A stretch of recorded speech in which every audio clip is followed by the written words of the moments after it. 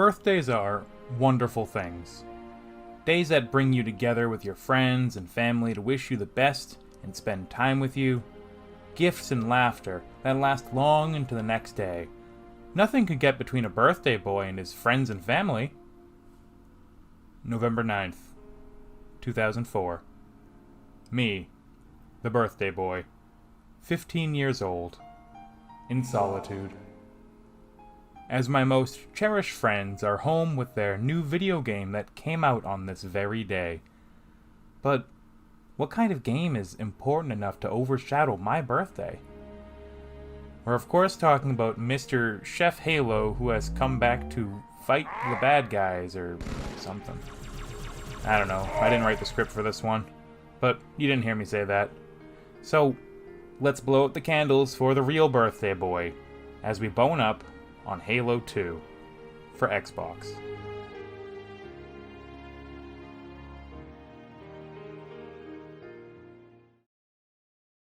Halo 2 is the highly successful 2004 sequel to the surprise Xbox smash hit Halo: Combat Evolved. While the first Halo game proved that PC-style first-person shooters were possible on a home console, the sequel, paired with Xbox Live, proved that PC-style multiplayer was possible on a console too. For all the sales records broken, multiplayer records broken, pioneering downloadable expansions for consoles in the form of new multiplayer maps, perhaps the most impressive fact about Halo 2 is this: Bungie never intended to make it.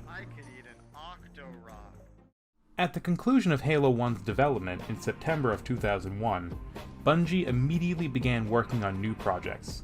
The studio's portfolio was starting to fill up with shooters, and they were eager to take on a new challenge.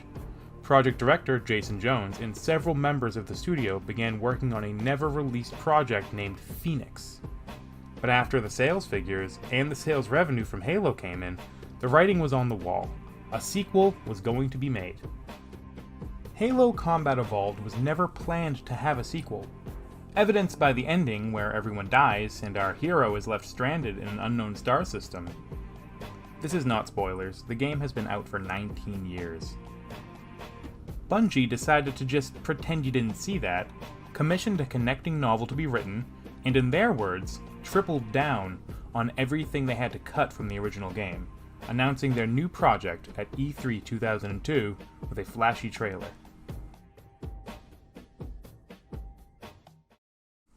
Development of the game was a tale of great ambition being crushed under the weight of reality.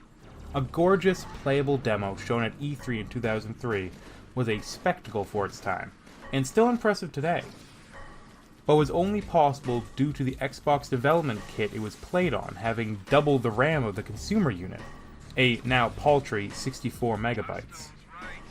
The results of this demo led to the realization that their homemade engine had to be scrapped, and the game essentially started development from square one, consequently pushing the release from the previously announced 2003 to the end of 2004.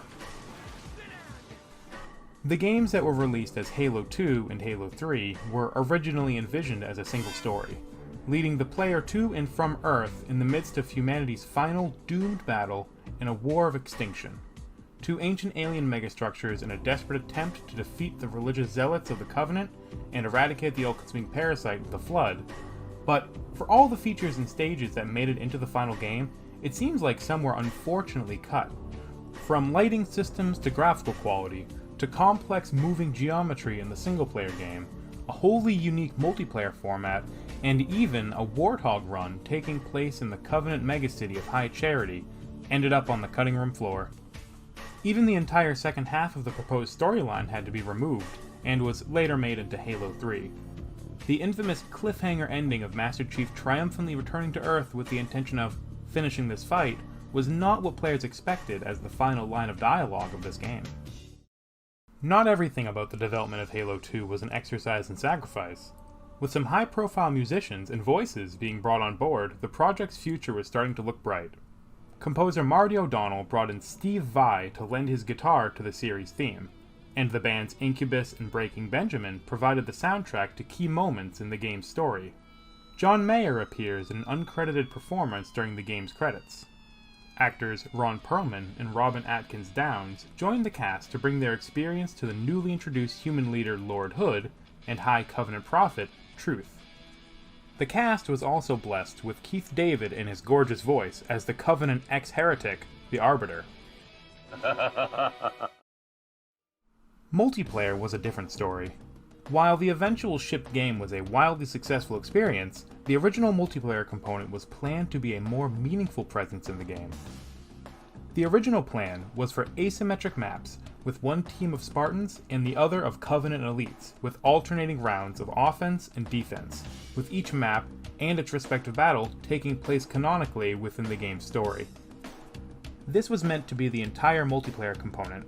With the standard fare of deathmatch game types being omitted, the final product included the remnants of this idea with asymmetrical maps and game types, but also included the more conventional head-to-head modes, like Slayer and Big Team Battle. This new take on multiplayer was featured prominently within Bungie's own multiplayer demo at E3. For all of the horror stories that surround the development of this game, it still remains as one of the most well-loved console games in the memory of those who played it. Even after the release of Halo 3 in 2007, the second game in the series still had a strong player base online until the first-generation Xbox Live service was discontinued on April 15, 2010, 5.5 years after its release. A very long-lived game indeed.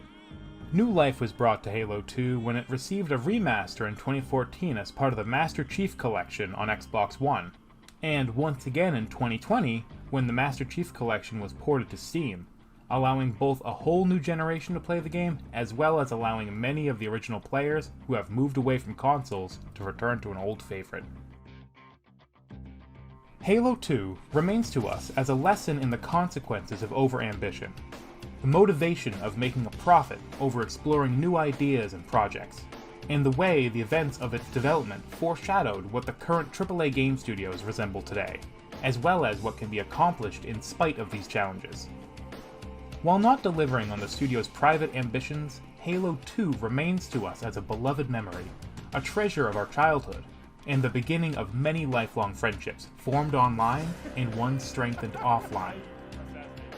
Halo 2 remains to us in every way as big as it was originally intended to be by Bungie, not because of what didn't make the final game, but because of what the final game meant to the people who played it. As you can see by the current date, this video wasn't on my to-do list. It wasn't until my freshly awoken self received a very important birthday message from a very important person. From the incomparable Steve Downs, the voice actor of Master Chief, wishing me, happy birthday. It's the second most important thing to happen on the 9th of November. I think you know what the first is. Thanks for giving up your birthday so that Halo 2 can have the proper recognition it deserves. All the best to you, man. Have a great birthday. And as we say in Halo 2, let's finish the fight. All the best to you, man. Chief, out.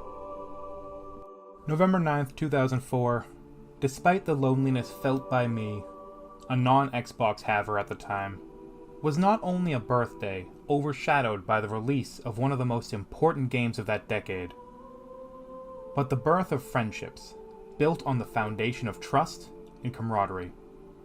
These friends that we make and keep throughout the years, hell, decades at this point, prove now more than ever how strong a game as old and seemingly unfinished as Halo 2 can be.